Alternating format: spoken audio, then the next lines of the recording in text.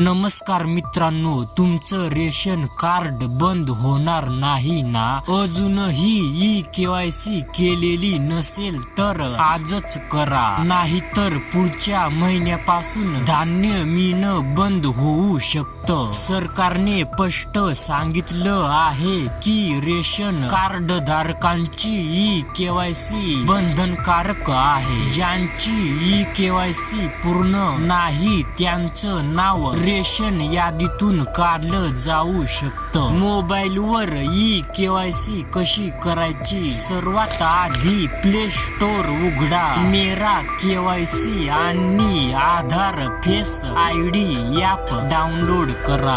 App open करून आधार number टाका, मोबाईलवर आलेला OTP टाका, नंतर फेस ई-केवायसी करा.